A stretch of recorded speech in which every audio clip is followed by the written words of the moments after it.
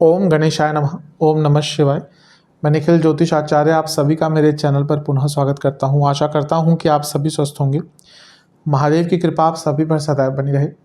ये वीडियो वृषभ यानी कि टॉरस के लिए बहुत महत्वपूर्ण है, क्योंकि वीडियो है आने वाले सप्ताह यानी कि 6 मई से 12 मई 2024 के साप्ताहिक राशिफल के बारे में। मेरा साप्ताहिक राशिफल नए दर्शकों को बता दूं कि चंद्रमा की गति पर आधारित होता है। चंद्रमा एक ऐसे ग्रह हैं जो बहुत तेज़ भागते हैं, 2.25 से 2.5 दिन में राशि बदल लेते हैं।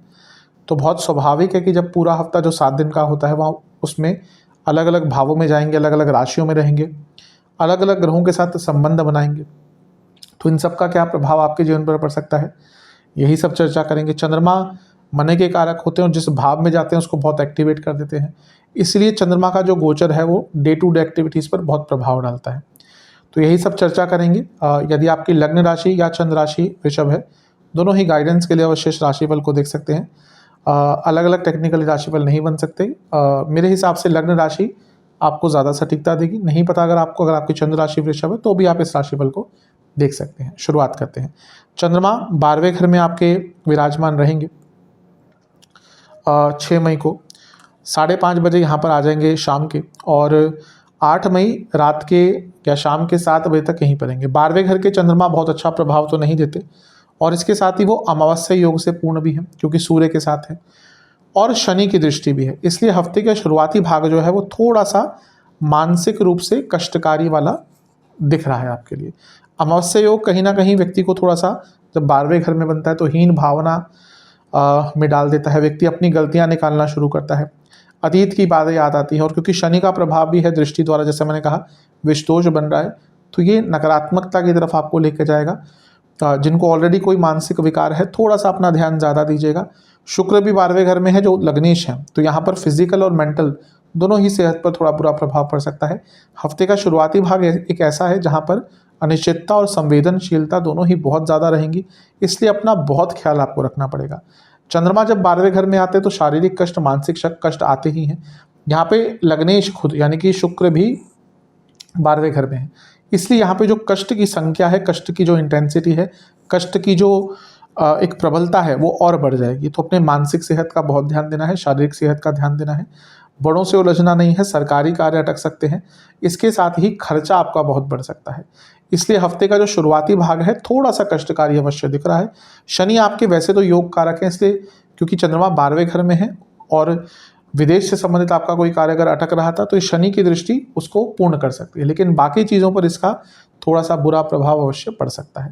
तो काफ़ी ध्यान देना पड़ेगा हफ्ते के शुरुआती भाग में। नवांसा कुंडली बता रही है कि थोड़ा सा अपने जीवन पर ही ध्यान दीजिएगा, ना ही ज़्यादा लोगों की बातें सुननी है, ना ही किसी से ज़्यादा इन्फ्लुएंस होना है। दशांशा कुंडली कार्य क्षेत्र में एक्टिव रहिएगा, गलतियां हो सकती हैं, काम अटक सकते हैं, इसलिए अपने काम को समयबद्ध तरीके से कीजिएगा। जहाँ तक बिजनेस की बात है सब कुछ अच्छा दिख रहा है, लेकिन अपने बिजनेस के बारे में कुछ नया जानने का प्रयास करना पड़ेगा, तभी इस समय का लाभ उठा पाएंगे। लव लाइफ झगड़े हो सकते हैं, उग्रता बहुत रहेगी, एग्रेशन बहुत रहेगा दोनों ही साइड से, कुछ ऐसी चीज़ कह देंगे कर देंगे जिसका एक बुरा प्रभाव पड़ता है। वैवाहिक जीवन में भी थोड़े से कष्ट आते हुए दिख रहे हैं, ईगो क्लैशेस होंगे, और अचानक से किसी बात पर गुस्सा आएगा और उसके कारण मैरिड लाइफ पर बुरा प्रभाव पड़ सकता है। थोड़ी सी अनिश्चितता दिख रही है मैरिड लाइफ में। जहाँ तक स्टूडेंट्स की बात है, यहाँ पर कॉन्फिडेंस वापस आता हुआ दिख रहा है, अच्छा समय रहेगा, स्थिरता दिखा रहा है ये समय। सेहत, स्लीप डिसऑर्डर, हड्डियों के रोग, मानसिक विकार और ब्लड डिसऑर्डर्स, इन्फेक्शन तंग करेंगे। सर्वाष्टक में आपका अष्टम भाव अत्यंत बली है, ये भी कहीं ना कहीं कंफर्म कर रहा है हफ्ते का शुरुआती भाग तो आपका अनिश्चिततापूर्ण ही जीवन में व्यतीत होने वाला है। 8 मई रात के करीबन या शाम के करीबन 7 बजे चंद्रमा आ जाएंगे आपके लग्न भाव में यानी कि वृषभ राशि में, और 10 मई रात के 10 बजे तक यहीं पे उनका गोचर रहेगा। चंद्रमा का लग्न भाव में आना अच्छा होता है आपके लिए, तीसरे घर के स्वामी है, उपचय भाव के लग्न में आ रहे हैं और भी अच्छा है, और यहाँ पर वो उच्च के हो गए और गुरु के साथ युति हो गई यानी कि गजकेसरी योग बन गया। गुरु आपके लिए आपके लाभ स्थान के स्वामी हैं, तो यहाँ पे 2 काम त्रिकोण के स्वामियों का संगम हो रहा है, यानी कि हफ्ते का जो मध्य भाग है ये आपके लिए बहुत अच्छा जाएगा। एक जो नकारात्मकता की अनुभूति आपको हफ्ते के शुरुआती भाग में हुई थी वो कम होगी। गजकेसरी योग लग्न में ही बन रहा है, और लाभेश जैसे मैंने कहा गुरु के साथ चंद्रमा है, पैसा भी आएगा, इच्छाएं भी पूरी होंगी और जीवन में एक जो अनिश्चितता आ गई थी वो कम होगी, लेकिन पूर्ण तरह तरीके से नहीं जाएगी। क्यों? क्योंकि अष्टमेश है गुरु और वो अभी भी लग्न में है और चंद्रमा ने उनको आकर और एक्टिवेट कर दिया। तो यहाँ पर थोड़ी बहुत अनिश्चितता बनी रहेगी, स्पेशली जो आपकी इच्छाएं हैं वो आपको गलत डायरेक्शन में लेके जा सकती है, क्योंकि गुरु और चंद्र दोनों ही काम त्रिकोण के स्वामी हैं। तो इच्छाओं की प्रबलता कभी कभी गलत डायरेक्शन में लेके जा सकती है। अन्यथा तो ये समय आपका बहुत अच्छा दिख रहा है। गुरु खुद बहुत अच्छी पोजीशन में है और यहाँ पे चंद्रमा आ गए, धन तो मिलेगा ही, ज्ञान प्राप्ति का भी समय है और मानसिक रूप से भी दृढ़ता रहेगी, मानसिक रूप से भी संकल्प शक्ति बढ़ेगी और एक स्थिर स्वभाव का व्यक्तित्व आपका और प्रबल रूप से आएगा। वैसे भी वृषभ वाले बहुत स्थिर स्वभाव के होते हैं और रिस्पॉन्सिबल लोग होते हैं, ऑर्गेनाइज लोग होते हैं। अधिकतम मैंने ये पाया है वृषभ लग्न वाले जातक बहुत ऑर्गेनाइज होते हैं और क्योंकि खुद लक्ष्मी जी की राशि है ये वृषभ, तो अधिकतम ये लोग संपन्न भी होते हैं। मैं ये नहीं कहूँगा सब, क्योंकि कुंडली पर बहुत कुछ डिपेंड करता है, लेकिन अधिकतम मैंने ये पाया है कि वृषभ लग्न वाले संपन्न होते हैं और एक ऑर्गेनाइज जीवन जीते हैं। तो ये समय भी आपके जीवन में स्थिरता लेकर आ रहा है। नवमांश कुंडली बता रही है भाग्य का बहुत साथ मिलेगा। दशमांश कुंडली बता रही है कि कार्य क्षेत्र में आगे बढ़ने के अवसर मिलेंगे, चमकने के अवसर मिलेंगे, अपने आप को प्रेजेंट करने के अवसर मिलेंगे, अपने टैलेंट को दिखाने का मौका मिलेगा। बिजनेस में भी बहुत तेज गति से आगे बढ़ सकते हैं, लाभ आपको अचानक से मिलेगा और अटके कार्य भी पूर्ण होंगे। स्पेशली जो लोग टूरिज्म, ट्रैवल, हॉस्पिटैलिटी और मेडिकल से संबंधित किसी बिजनेस में है, तो जहाँ तक लव लाइफ की बात है बहुत शुभ समय है। शुभता दिख रही है, सकारात्मकता दिख रही है, एक प्रकार से ऊर्जा सकारात्मक रहेगी, एटमॉस्फेयर अच्छा रहेगा। इवन नया रिलेशनशिप भी अगर आप स्टार्ट करना चाहते थे उसके लिए भी समय बहुत अनुकूल है। वैवाहिक जीवन में भी एक स्थिरता आती हुई दिख रही है। जो हफ्ते के शुरुआती भाग में प्रॉब्लम थी वो तो दूर होगी ही, और अगर आप दोनों साथ में मिलकर कोई प्लानिंग करना चाहते थे, कुछ बात करना चाहते थे, फ्यूचर के बारे में डिस्कस करना चाहते थे, उन सब चीज़ों के लिए जो समय है आपका बहुत अच्छा, बहुत शुभतापूर्ण दिख रहा है। स्टूडेंट्स, थोड़ा सा अपने पढ़ने के तौर तरीकों में बदलाव लाना पड़ेगा, क्योंकि लग रहा है कहीं ना कहीं आप बदलाव नहीं ला रहे और समय बदल रहा है, और जो समय के साथ नहीं बदलता वो पीछे ही रह जाता है।